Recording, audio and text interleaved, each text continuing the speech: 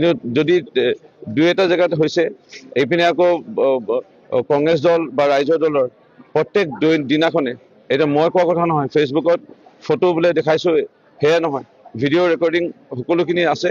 আৰু তেওঁলোকে মানে প্ৰায় কংগ্ৰেছ দল খালী হ'বলৈ গৈ আছে মইনী সমষ্টি, আৰু ৰাইজৰ দল প্ৰায় খালী হ'বলৈ যোৱা এটা পৰ্যায়ত।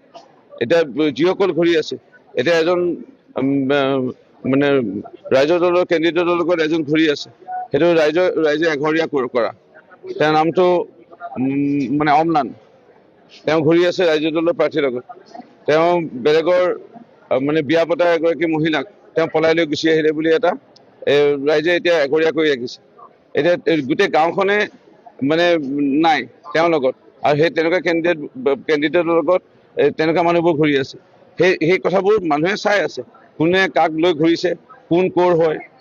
কোনোবা কেণ্ডিডেট আহিছে নিজকে কৈছে বোলে মোৰ নামটো আমুক, কিন্তু আমি যেতিয়া তেওঁৰ প্ৰকৃত জন্মস্থানৰ খবৰ ললো, তেওঁৰ নামটো আকৌ বেলেগ, চুমি। তেওঁৰ নামটো চুমি। তেওঁ কি ইয়াত আকৌ বেলেগ এটা নাম দি পেলাই আকৌ মোৰ নিচিনা মোৰ ধৰণে বা মোৰ দৰে নামটো তেওঁ এটা প্ৰচাৰ কৰি পেলাই সস্তীয়া ৰাজনীতি কৰিব বিচাৰিছে। সেইকাৰণে ইয়াত ফাঁকিত ৰাজনীতি কৰি পেলাই ইয়াত মইনী সমষ্টিত লাভ নাই। মইনী সমষ্টিৰ ৰাইজ স্বাভিমান আছে মইনী সমষ্টিৰ ৰাইজৰ, আৰু সঠিকভাৱে সঠিক জনপ্ৰতিনিধি এজন বিচৰা ৰাইজে জানে, আৰু সেই ৰাইজে বিচাৰ কৰিব। সেইকাৰণে ৰাজনীতি বিভিন্ন ধৰণৰ চলি আছে, চলিবই, কিন্তু শেষ আহি কোনে মানে সেইটোহে লক্ষণীয় হ'ব। যিটো সময়ত মাধ্যমৰ সাধাৰণতে কৰ্মীসকলে কয়, কোনোবা দুই এটা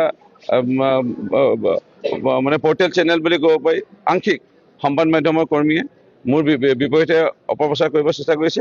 তেনেকুৱা আজি নহয়, তেনেকুৱা আগতো কৰে, কিন্তু কেতিয়াও মই একো ক্ষতি কৰিব পৰা নাই। থলুৱা ভাষাত ক'ব গ'লে নোম এটা ছিঙিব পৰা নাই। সেইকাৰণে তেওঁলোকে নোম এটা আজিলৈকে ছিঙিব পৰা নাই আৰু ছিঙিব নোৱাৰেও। মই আগতে কৈছিলোঁ, আগত ক'ব বিচাৰিছোঁ, কংগ্ৰেছৰ এটা সময়ত ভেটি আছে।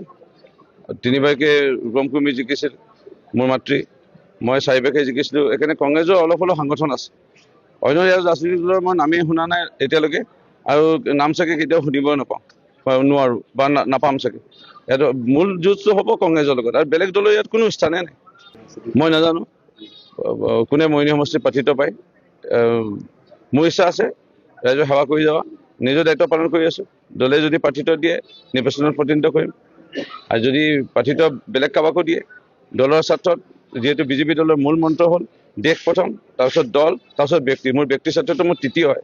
সেইকাৰণে মই ত্যাগ কৰি দেশৰ বাবে, লগতে আমাৰ দলটোৰ বাবে মই যিজনে প্ৰাৰ্থিত্ব পাব তেওঁকে মই সহায় কৰিব লাগিব।